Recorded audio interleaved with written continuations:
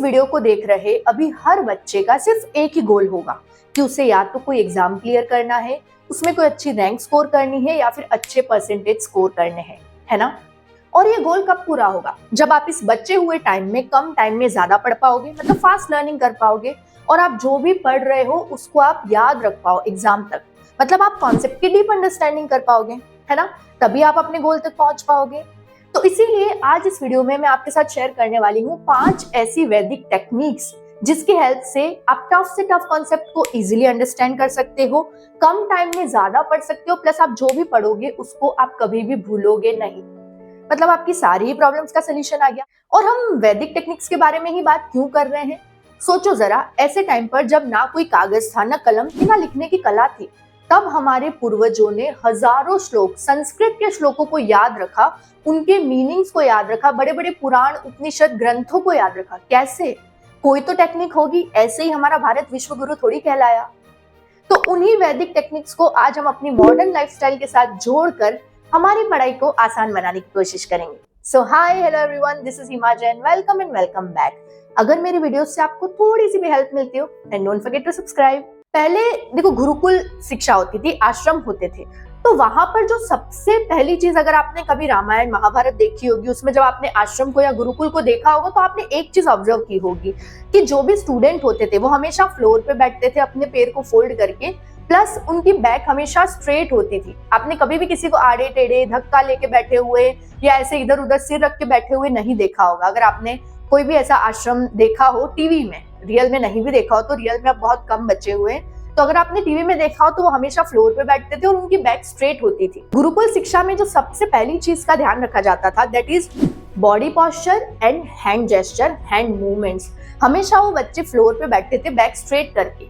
इसके पीछे एक साइंटिफिक रीजन है। हमारी ये जो स्पाइनल कॉर्ड होती है ना, ये हमारी बॉडी का सबसे इंपॉर्टेंट हिस्सा होती है। हमारी बॉडी के सारे सिग्नल इस स्पाइनल कॉर्ड से होते हुए ब्रेन तक पहुंचते हैं। तो अगर आप बैक स्ट्रेट करके बैठते हो ना, तो सबसे पहला तो आपका फोकस और कंसंट्रेशन बहुत शार्प होता है। दूसरा, आपकी मेमोरी पावर इंक्रीज होती है। और तीसरा, आपके ब्रेन तक प्रॉपर ऑक्सीजन की सप्लाई होती है। और जब ब्रेन तक ऑक्सीजन की सप्लाई प्रॉपर होगी ना, तो आपको कभी भी ऐसा लेथार्जी, स्लीपीनेस, ऐसा लेजीनेस वाली चीज कभी भी फील नहीं होगी। पढ़ते पढ़ते आपको नींद नहीं आएगी। And look at yourself, how you are sitting. हम कैसे बैठ के पढ़ते हैं? हम चेयर पर भी स्ट्रेट नहीं बैठ पाते, हम चेयर पर भी आड़े टेढ़े बैठे हैं, हाथ पे सिर को बिल्कुल सहारा दे के बैठे हैं, या बिल्कुल चेयर पर भी लेटे हुई पोजीशन में ही हैं। तो सबसे पहले तो आई विल सजेस्ट कि चेयर वेयर छोड़ो, अपने जमीन पे आ जाओ, आराम से पैर फोल्ड करके बैक स्ट्रेट करके बैठो, आपको बैक पेन की भी प्रॉब्लम कभी नहीं होगी।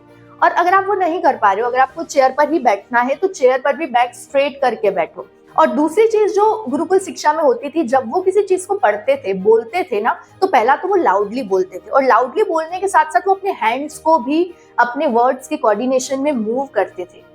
अब आप बोल भी रहे हो, आपका हैंड मूवमेंट भी हो रहा है, मतलब आपके मल्टीपल सेंसेस एक्टिव हैं।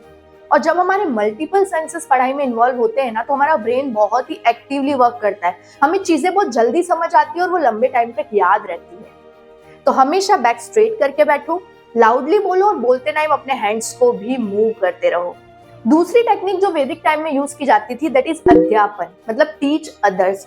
पहले जो गुरु होते थे, शिष्य होते थे, वो जो भी ज्ञान उनको होता था वो उसे बांटते थे, उसे दूसरों को समझाते थे, जिससे वो उन्हें और अच्छे से याद रहता था, वो उसे कभी नहीं भूलते थे। तो आपको क्या करना है, आपने भी जो भी पढ़ा, अगर आपको कोई और नहीं मिल रहा है, खुद को समझाओ, हमें बहुत ज्ञान की कमी है। बैठो अपने साथ कि मैंने अभी पिछले 1 घंटे में क्या पढ़ा, उसको खुद को ही आसान भाषा में समझाने की कोशिश करो, या किसी ऑब्जेक्ट को समझा लो, मिरर के सामने समझा लो, अगर कोई पर्सन है तो बहुत अच्छी बात है। उसको इजी से इजी लैंग्वेज में एक्सप्लेन करने की कोशिश करो। देयर इज अ सेइंग कि अगर आप किसी चीज को, किसी दूसरे पर्सन को आसान भाषा में नहीं समझा पा रहे हो, मतलब वो आपको आता ही नहीं है। इसीलिए आप जो भी पढ़ रहे हो, 1-1.5 घंटा अगर आपने कोई पढ़ाई कर ली है, तो फिर 5-10 मिनट बैठो और उसको खुद को ही इजी लैंग्वेज में एक्सप्लेन करने की, समझाने की कोशिश करो। जैसे आप टीचर हो और आप किसी बच्चे को समझा रहे हो, तो फिर आप उस चीज को कभी भी नहीं भूलोगे। इसको अपन अपनी लैंग्वेज में एक्टिव रिकॉल करना भी कहते हैं। तीसरी टेक्निक जो वैदिक टाइम में यूज की जाती थी, जो स्पेशली फोकस पावर को इंप्रूव करने के लिए की जाती थी, दैट इज त्राटक साधना, त्राटक मेडिटेशन। इसमें क्या होता था ना, एक दीपक जलाते थे और उसकी लौ को बिना पलक झपकाए 5 से 10 मिनट तक घूरते रहते थे। इससे हम सारे डिस्ट्रैक्शन को अवॉइड करके एक पॉइंट पर फोकस कर रहे हैं, मतलब हमारी फोकस बहुत शार्प हो रहा है। और दूसरा, हमारी आई साइट भी बहुत अच्छी हो जाती थी, इंप्रूव होती थी। तो अब आपको करना है कि अगर आप दीपक जलाकर नहीं बैठ पा रहे हो, कोई बात नहीं, किसी भी शांत जगह पे बैठो, अपनी बैक को स्ट्रेट करके। आपके सामने जितने भी ऑब्जेक्ट आपको नजर आ रहे हैं, किसी भी एक ऑब्जेक्ट पर आप 2 मिनट से शुरू करो, डायरेक्ट 10 मिनट नहीं जाना है। 2 मिनट तक उस एक ऑब्जेक्ट पर फोकस करने की कोशिश करो। आसपास किसी चीज पर ध्यान नहीं देना है। ये जो हमारा मंकी माइंड है ना, जिसमें हर सेकंड दूसरा थॉट आता है, वो आपको हर सेकंड बोलेगा कि इस ऑब्जेक्ट को छोड़कर पास वाले को देख ले। आपको 2 मिनट तक उस एक ही ऑब्जेक्ट को देखने की कोशिश करनी है और धीरे धीरे आपको टाइम बढ़ाना है। तो इससे आपकी फोकस पावर इंप्रूव होगी, आपका दिमाग इधर उधर भटकेगा नहीं, और दूसरा आई साइट्स भी अच्छी हो जाएंगी। चौथी चीज जो वैदिक टाइम में फॉलो की जाती थी, दैट इज दिनचर्या, routine. Do you have a routine? क्या आपके सोने का, उठने का, खाने का, पढ़ने का, इवन मोबाइल चलाने का कोई फिक्स टाइम है? अगर नहीं है, इसका मतलब आप अपने 24 घंटे में से बहुत ज्यादा टाइम वेस्ट कर रहे हो। एक रूटीन होने का मतलब होता है सेल्फ डिसिप्लिन होना।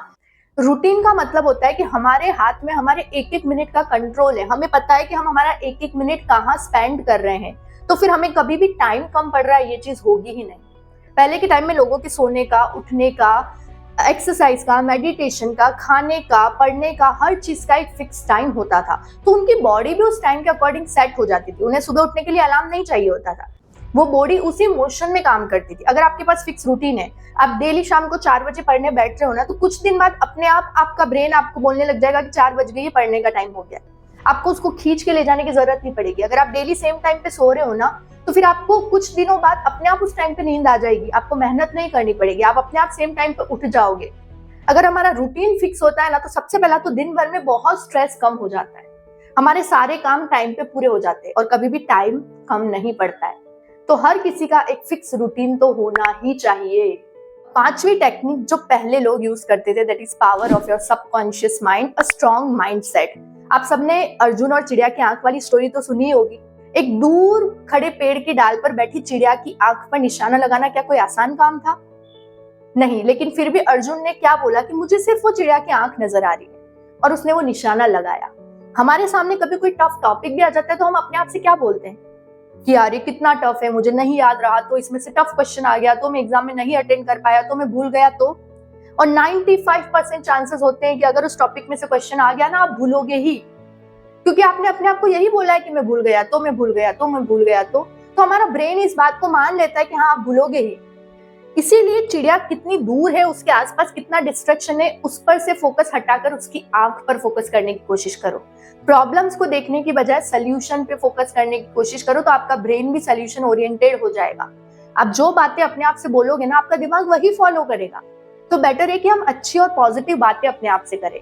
ये बहुत ही पावरफुल वेपन है हमारे पास, आप इसको जैसे चलाना चाहो चला सकते हो। अगर आप इसको नेगेटिव डायरेक्शन में ले जाना चाहोगे तो वो नेगेटिव जाएगा, लेकिन अगर आप इसको पॉजिटिव डायरेक्शन में ले जाना चाहोगे तो वो पॉजिटिव ही जाएगा।